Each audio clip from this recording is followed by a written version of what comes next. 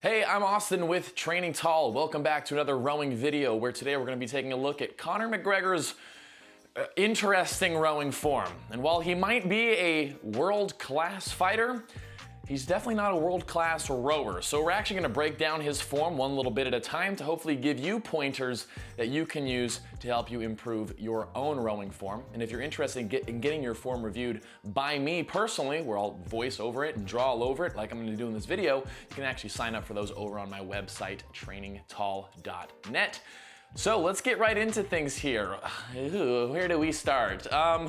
So as we watch Connor row here, he's first off doing one of the biggest problems, one of the biggest issues that most people do when they row, which is knee bounce, which means that as he pulls into the finish, his knees go boing and bounce. And when we bounce our knees like that, we don't allow ourselves to get all the power out of our hip swing with our rowing stroke. So first point of critique for Connor here would be to, as he pushes his legs down on the drive, to push his legs down all the way, but then hold them down as you pull in the arms to finish. So in this case, I would circle his legs and say, Connor, we need to not bounce our legs here. You need to make sure that that handle goes all the way into your chest before you start even thinking about bending your legs. Now this is an interesting angle here from the side because we can also see another big issue that a lot of people have when they row, which is how they sit on the rower. We can see right here how Connor's sitting with his back curling underneath him. And that's because he does what most people do, which is try to sit on the comfy part of your butt, you know, the squishy part of your butt cheeks. But when we do that, when we sit there, that's what makes our lower back round, especially when we try to reach forward at the front end, which we should be trying to get a lean and a reach forward. But if we're sitting like this, we're only asking for injury. So in this case, the critique here would be to untuck the hips. Sit on your junk. We want to untuck here and try to sit more on the backs of the hamstrings on the center of the seat rather than the meaty part of our butt cheeks on the center of the seat. Because when we do that, that allows our back to lean forward in a more straight, neutral spine position. Now, if we take a look here also at his foot placement is actually pretty good.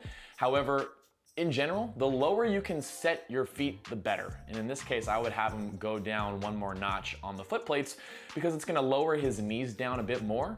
And that, with sitting forward on the sit bones, helps him get a more neutral position, a stronger reach forward, because your legs and knees are sitting lower when your feet sit lower. So when you're strapping into row, make sure that you're sitting your feet as low as you can where it's still comfortable. Obviously, you don't want to feel like you're flying out. Moving forward here, as we take a look here at his drive sequence. So he is initiating with the legs first. That's good to see. Pushing his legs, and as he's pulling in right above his chest. Now this isn't the ideal position. We don't want to be pulling into our belly, but we really want to be aiming for right below the chest if we can. So handle right below, because that's gonna make sure that we don't overactivate our traps and our shoulder muscles, which you can clearly see here that he's overactivating his traps and shoulders as he pulls in. He's flicking in the handle with his wrists, so you can see that his wrists, they're all kind of bent, funky. That can all be avoided when we simply just pull on the handle right below our chest instead. We can see too, if you look at his feet as he's rowing, with his knee bounce, that he's getting a pull of the foot straps back up each and every stroke. He pulls himself up, knee bounce and pull. And that's just gonna be straining the hip flexors, and it's a very inefficient way to row in general. The fact that he's pulling in so high onto his body is allowing him to cheat with the knee bounce. If you pull in right below your chest, and you tap your arms down and out rather than what he's doing, which is carrying his hands straight out from the finish position. He goes from here and carries his arms straight out. That's gonna overactivate the shoulders. Your arms, forearms, and shoulders are gonna be burning a lot more than they need to when we're pulling in high, when we're shrugging our shoulders, and we're pushing the arms straight out, where ideally, from this finish position, if I could just get him to get his legs flat, you would want to tap your arms down and out over your knees before they bend, very similar to what you would do for a deadlift. Now, I believe there's a point in this video where we can actually see his pace, his split times. Okay, right here, 1:36 split out of over a 40 strokes per minute stroke rate. So with a stroke rate that high, and for someone as short and as small as he is, yes, he is strong, but he is small and short still, he's not sustaining this 138 at over 40 strokes per minute for longer than this short little Instagram video that he wanted to post. Clearly he just said, hey, I want to turn on the camera and just kind of yank on this thing for a bit, just because the form is so inefficient, that rate is so unsustainable, he can't hold this for longer than a couple minutes maximum. But there's just so much not good here, so much to work on. But those would be my general bits of advice for him to start. And then I would say, Connor, film yourself again and we'll continue to fine tune your stroke sequence.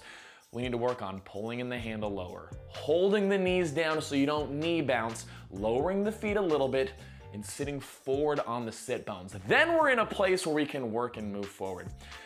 But Connor, your audience is out to millions. I really hope you would consider getting some proper rowing coaching so you can actually use the machine correctly. But if you end up seeing this, which you probably never will, I hope this could be helpful.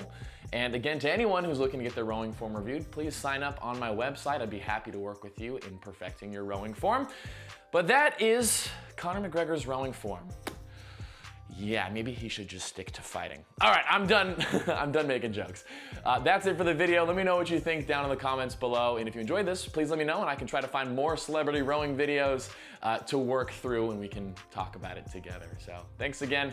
Check out trainingtall.net. Check out my app, Just Row, and I'll see you guys in the next video.